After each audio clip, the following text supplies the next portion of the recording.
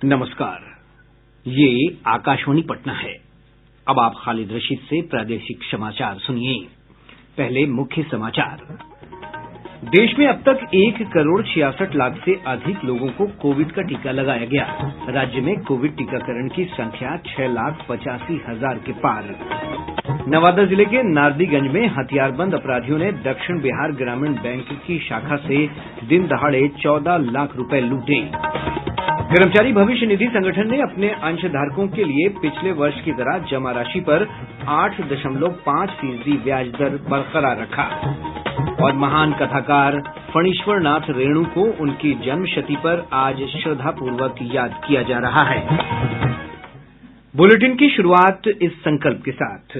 कोविड-19 महामारी के खिलाफ देश एकजुट होकर लड़ रहा है। आप भी हमारे साथ सुरक्षा और बचाव के 3 आसान एहतियाती उपायों का संकल्प लें। कोविड-19 से बचाव और सुरक्षित रहने के 3 उपाय। मास्क लगाएं, 2 गज दूरी है जरूरी, सुरक्षित दूरी रखें, हाथ और मुंह साफ रखें।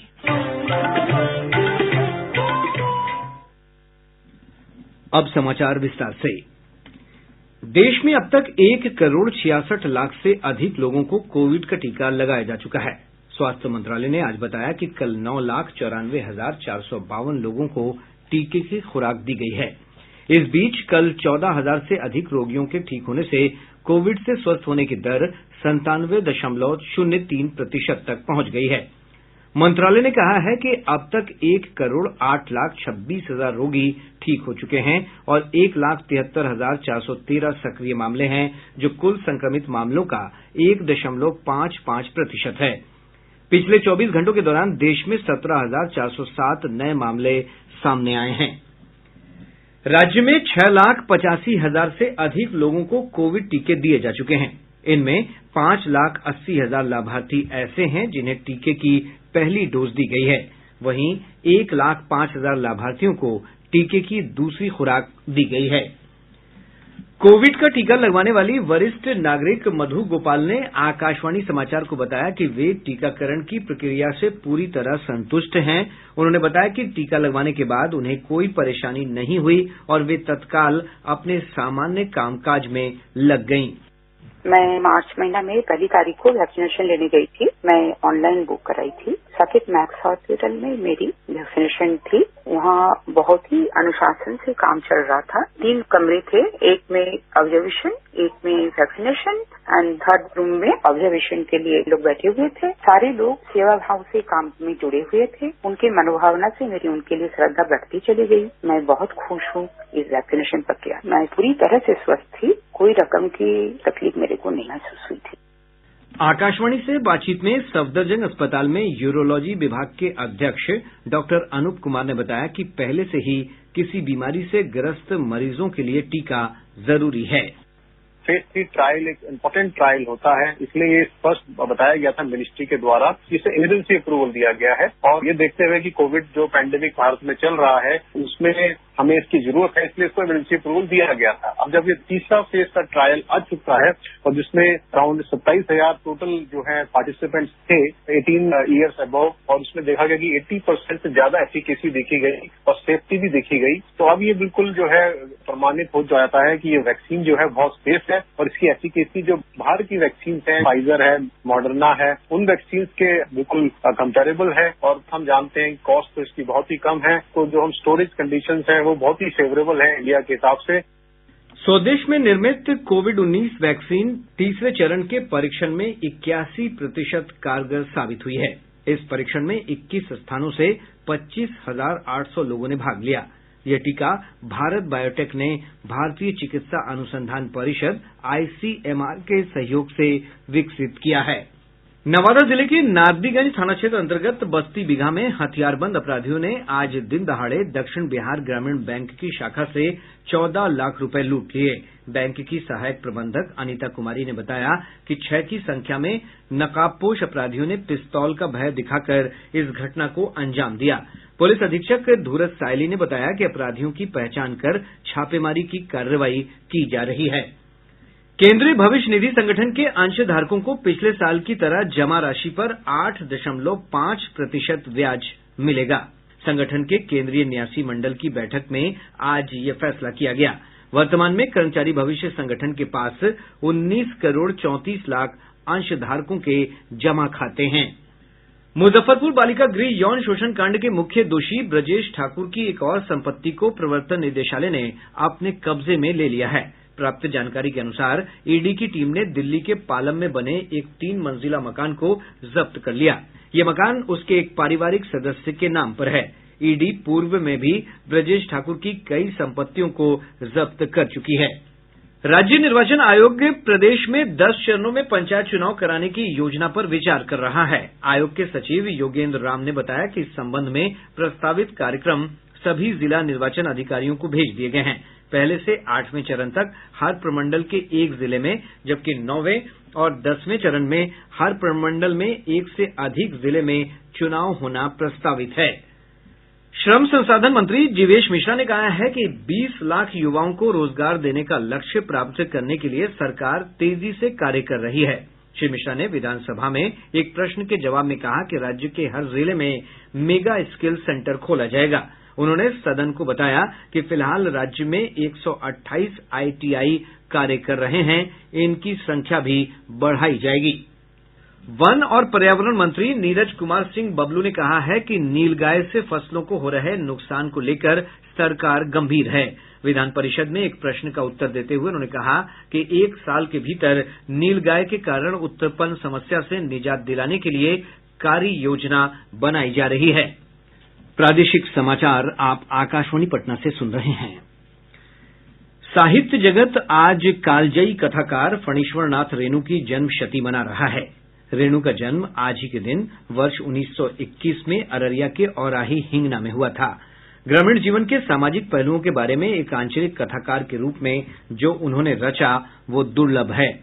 मैला आंचल, परती परिकथा, आदिम रात्रि की महक, ठेस और ऐसी बहुत सी उत्तम कृतियों को उन्होंने रचा है। सीमांचल के क्षेत्र की बोलियों और शब्दों को उन्होंने जिस प्रकार अपनी रचनाओं में उकेरा, उसने अमिट छाप छोड़ी। इसलिए आज भी रेणु का साहित्य अजर अमर है। उनकी साहित्य रचना ने हर दौर में लोगों को प्रभावित किया है। उनकी रचना मारे गए गुलफाम पर राज कपूर और वहीदा रहमान अभिनीत फिल्म तीसरी कसम का ये गीत सिने संसार के मधुर गीतों में शुमार किया जाता है।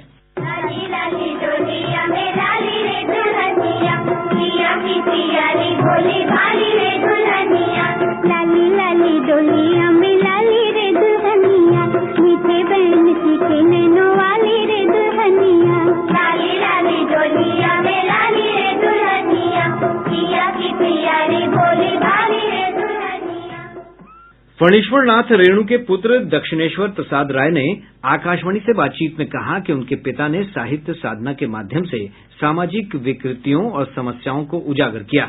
श्री राय कहते हैं कि वे राजनीति में आकर व्यवस्था में बदलाव करना चाहते थे। बाबूजी के विभिन्न रूपों को मैंने देखा और उनका जीवन दर्शन किया। जैसे वो एक साहित्यकार तो थे ही, स्वतंत्रता सेनानी भी थे और इसके साथ ही वो पड़ोसी देश नेपाल में राणाशाही के खिलाफ वहां के आंदोलन में सक्रिय भूमिका निभाए और साहित्य और राजनीति को एक साथ साधने की कोशिश भी करते हैं। जहां उन्हें नाकामी मिलती है, वे चुनाव हार जाते हैं 1972 में निर्दलीय प्रत्याशी के रूप में फारबिसगंज विधानसभा से। हालांकि ये अलग बात है कि वहीं से हमारे बड़े भाई यानी रेणु के बड़े बेटे पद्म पराग राय वेणु 2010 में भाजपा के टिकट से अपार मत से जयी होते हैं पहली दफा में। राज्यपाल फागू चौहान ने राजभवन में महान कथाकार फणीश्वर नाथ रेणु की तस्वीर पर माल्यार्पण कर श्रद्धा सुमन अर्पित किए। उन्होंने कहा कि हिन्दी कथा साहित्य में बिहार का नाम गौरवान्वित करने वाले लोगों में स्वर्गीय रेणु का अत्यंत प्रमुख स्थान रहा है। मुख्यमंत्री नीतीश कुमार ने महान कथाकार को याद करते हुए अपनी श्रद्धांजलि दी। श्री कुमार ने कहा कि रेणु की रचनाओं में अनूठी संवेदनशीलता देखने को मिलती है। विधानसभा में अध्यक्ष विजय कुमार सिन्हा ने सदन की ओर से रेणु जी की जन्मशती के अवसर पर उन्हें भावभीनी श्रद्धांजलि अर्पित की। इधर पटना स्थित हिन्दी साहित्य सम्मेलन में संस्था के अध्यक्ष अनिल सुलभ की अध्यक्षता में रेणु जन्म शताब्दी समारोह आयोजित किया गया। कार्यक्रम में उप मुख्यमंत्री रेणु देवी, कला संस्कृति और युवा विभाग के मंत्री आलोक रंजन शामिल हुए। प्रदेश के अधिकांश हिस्सों में मौसम शुष्क बना हुआ है। दिन के समय ज्यादातर जिलों में औसत तापमान 30 डिग्री सेल्सियस से ऊपर दर्ज किया जा रहा है। मौसम विभाग ने अगले 48 घंटों के दौरान राज्य के अधिकतम और न्यूनतम तापमान में कोई बड़ा बदलाव नहीं होने का पूर्वानुमान व्यक्त किया है। मौसम वैज्ञानिक नीरज चंद्र ने बताया कि 2 दिनों बाद औसत तापमान में 2 से 3 डिग्री सेल्सियस की बढ़ोतरी होगी। अभी राज्य भर में पछुआ हवा का प्रभाव बना रहेगा तथा 2 दिनों के बाद हवा की दिशा में परिवर्तन संभव है। राज्य का दक्षिणी हिस्सा उत्तरी हिस्से से अपेक्षाकृत ज्यादा गर्म रहेगा। प्रधानमंत्री नरेंद्र मोदी इस महीने 10वीं और 12वीं बोर्ड के 1500 परीक्षार्थियों से परीक्षा पे चर्चा कार्यक्रम के तहत संवाद करेंगे। कार्यक्रम में 250 अभिभावक और 250 शिक्षक भी हिस्सा लेंगे। इस कार्यक्रम में भाग लेने के लिए परीक्षार्थी 14 मार्च तक mygov.in पोर्टल के माध्यम से अपने प्रश्न पूछ सकते हैं। नगर विकास और आवास मंत्री तारकिशोर प्रसाद ने आज कहा कि गंगा नदी को शहरी गंदे जल से प्रदूषण मुक्त बनाने के लिए पटना में 8 सीवरेज संयंत्रों पर काम चल रहा है। श्री प्रसाद ने विधानसभा में राष्ट्रीय जनता दल के भाई वीरेंद्र के एक प्रश्न के जवाब में कहा कि नमामि गंगे परियोजना के तहत कुल 1150 किलोमीटर की सीवरेज लाइन बिछाई जा रही है। उन्होंने कहा कि पाइपलाइन बिछाने से जो सड़कें क्षतिग्रस्त होती हैं उनकी मरम्मत भी नगर विकास विभाग द्वारा कराई जाती है। पथ निर्माण मंत्री नितिन नवीन ने कहा है कि पटना में अटल पथ का निर्माण कार्य होली से पहले पूरा हो जाएगा। विधानसभा में विपक्षी सदस्यों द्वारा पूछे गए प्रश्न का जवाब देते हुए श्री नवीन ने कहा कि कोइलवर पुल समेत सभी लंबित कार्य योजना पर कार्य 22 मार्च से शुरू हो जाएगा। पटना में जगह जगह सड़क खोदकर अधूरा छोड़े जाने से हो रही परेशानी के बारे में पथ निर्माण मंत्री ने कहा कि उन्होंने इस समस्या को लेकर नगर विकास मंत्री से बातचीत की है।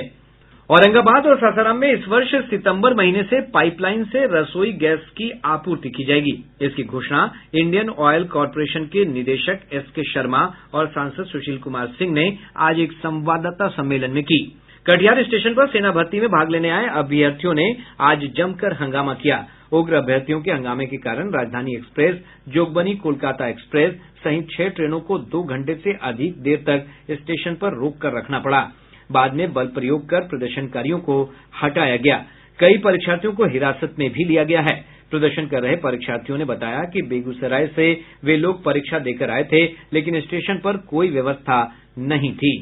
दरभंगा के ललित नारायण मिथिला विश्वविद्यालय सभागार में कल पेंशन अदालत का आयोजन किया जाएगा। यह दोपहर 2:30 बजे से शुरू होगा। इसमें विश्वविद्यालय के अंतर्गत सेवानिवृत्त 59 कर्मियों के पेंशन और सेवांत लाभ संबंधी मामलों का निपटारा किया जाएगा।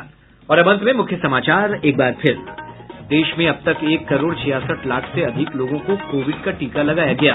राज्य में कोविड टीकाकरण की संख्या 6,85,000 के पार।